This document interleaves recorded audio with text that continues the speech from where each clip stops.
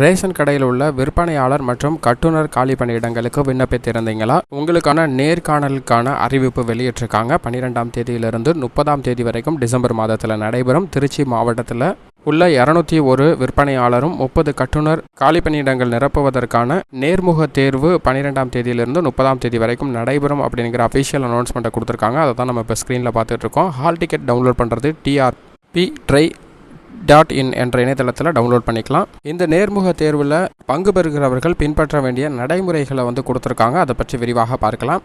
கூட்டுறவு சங்கங்களின் பதிவாளர் கட்டுப்பாட்டில் உள்ள சங்கங்களின் காலியாக உள்ள விற்பனையாளர் பணியிடங்களுக்கான நேர்முக தேர்வுக்கு தற்காலிகமாக அனுமதிக்கப்பட்டுள்ளனர். இந்த ஹால் டிக்கெட்டில் மேலே எந்த டேட்டில் எந்த டைமிங்கில் உங்களுக்கு இன்டர்வியூ நடக்கும் அப்படிங்கிறத குறிப்பிட்டிருக்காங்க. மேலும் கணினி வழி விண்ணப்பிக்கும் போது குறிப்பிட்டிருந்த அனைத்து சான்றிதழ்களும், அதாவது ஒரிஜினல் சர்டிஃபிகேட் மூல சான்றிதழ்கள் அனைத்தையும் எடுத்துகிட்டு வரணும் அப்படிங்கிறத குறிப்பிட்டிருக்காங்க. அது மட்டுமல்லாது சுய சான்றிதழ் இட்ட 2 ஒளிநகல் காப்பி எடுத்துகிட்டு வரணும் அப்படிங்கிறத குறிப்பிட்டிருக்காங்க. அதாவது 2 ஜெராக்ஸ் காப்பி எடுத்துகிட்டு வரணும் அப்படிங்கிறத குறிப்பிட்டிருக்காங்க. இந்த டைம் ஆஃப் இன்டர்வியூக்கு வரும்போது இதில் ஏதாவது சர்டிஃபிகேட் இல்லை அப்படின்னா மீண்டும் வாய்ப்பு வழங்கப்படாது அப்படிங்கிறத தெரிவிச்சிருக்காங்க. கட்டாயமாக ஒரிஜினல் சர்டிஃபிகேட், அதாவது மூலச்சான்றிதழ் கட்டாயமாக எடுத்துகிட்டு வரணும் அப்படிங்கிறதையும் குறிப்பிட்டிருக்காங்க. என்னென்ன முக்கியமாக தேவை அப்படின்னு பார்த்தோம்னா, பிறந்த தேதிக்கான சான்றிதழ், அதாவது SSC or HSC mark sheet, கல்வி தகுதி நீங்கள் எப்படி விண்ணப்பித்திருந்தீங்களோ அந்த கல்வி தகுதிக்கான முழு சான்றிதழும், ஜாதி சான்றிதழ் மற்றும் முன்னாள் இராணுவத்தினராக இருந்தால் அவர்களுக்கான சான்றிதழ் மற்றும் மாற்றுத்திறனாளிகளாக இருந்தால் அவர்களுக்கான சான்றிதழ் வேணும் அப்படிங்கிறத குறிப்பிட்டிருக்காங்க. அதே போன்று ஆதரவற்ற விதவைகள் என்று குறிப்பிட்டிருந்தால் அவர்களும் அதற்கான சான்றிதழை சமர்ப்பிக்கணும் அப்படிங்கிறத குறிப்பிட்டிருக்காங்க. ஹால் டிக்கெட்டில் நீங்கள் விண்ணப்பித்திருந்த பாஸ்போர்ட் சைஸ் ஃபோட்டோ 2 வேணும் அப்படிங்கிறதையும் சொல்லியிருக்காங்க.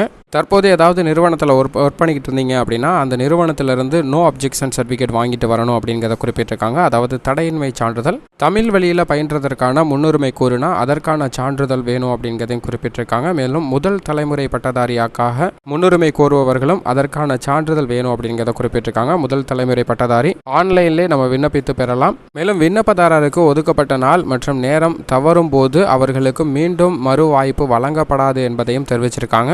அது மட்டும் இல்லாமல் ரொம்ப இம்பார்ட்டன்டான பாயிண்ட் இந்த 12வது பாயிண்ட் தான். இதில் என்ன சொல்லியிருக்காங்கன்னா, மூல சான்றிதழ் சரிபார்த்ததற்கு பின், அதாவது ஒரிஜினல் சர்டிஃபிகேட் சரிபார்த்ததற்கு பின்னர் தான் தகுதி வாய்ந்த நபர்களை நேர்முக தேர்வுக்கு அனுமதிக்கப்படுவார்கள் அப்படிங்கிறத தெரிவிச்சிருக்காங்க. நிறைய பேருக்கு சந்தேகம் இருக்கலாம், ஒரிஜினல் சர்டிஃபிகேட் எடுக்காம ஜெராக்ஸ் மட்டும் எடுத்துகிட்டு போகலாமா அப்படின்னு. கண்டிப்பாக ஜெராக்ஸோட சேர்த்து ஒரிஜினலையும் எடுத்துகிட்டு வரணும் அப்படிங்கிறதான் குறிப்பிட்டிருக்காங்க. ஒரிஜினல் சர்டிஃபிகேட் வெரிஃபிகேஷன் பண்ணதுக்கு அப்புறம் தான் நேர்முக தேர்வுக்கு அனுமதிக்கப்படுவாங்க அப்படிங்கிறத குறிப்பிட்டிருக்காங்க தெளிவாக இந்த 12வது பாயிண்ட்ல. மேலும் நீங்கள் ஆன்லைனில் அப்ளை பண்ணும்போது எப்படி அப்ளை பண்ணியிருந்தீங்களோ அதன் அடிப்படையில் தான் வெரிஃபை பண்ணுவாங்க.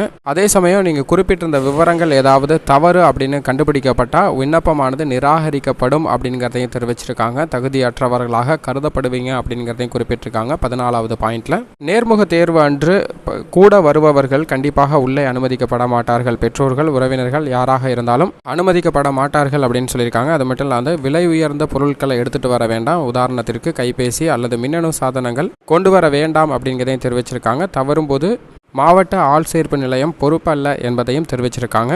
மாவட்ட ஆள் சேர்ப்பு நிலையத்தின் தெரிவுகள் அனைத்தும் விண்ணப்பதாரரின் தரவரிசை மற்றும் அரசு விதிமுறைகளை பின்பற்றியே மேற்கொள்ளப்படும் என்பதையும் தெரிவிச்சிருக்காங்க.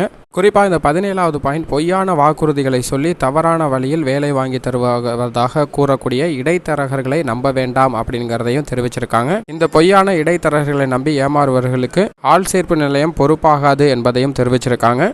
இதில் கொஞ்சம் விழிப்புணர்வாக இருங்க அனைவருமே. இந்த நேர்முக தேர்வில் நீங்கள் தேர்வு செய்யப்பட இருப்பது முற்றிலும் தற்காலிகமானது அப்படிங்கிறதையும் குறிப்பிட்டிருக்காங்க. சான்றிதழ் வெரிஃபிகேஷன் அப்போ சரிபார்க்கும் போது ஏதேனும் சமர்ப்பிக்க தவறினால் உங்களது நேர்காணல் ரத்து செய்யப்படும் அப்படிங்கிறதையும் தெரிவிச்சிருக்காங்க. இந்த நேர்முக தேர்விற்கு செல்வதற்கு போக்குவரத்து இதர படிகள் நிச்சயமாக வழங்கப்படாது அப்படிங்கிறதையும் குறிப்பிட்டிருக்காங்க.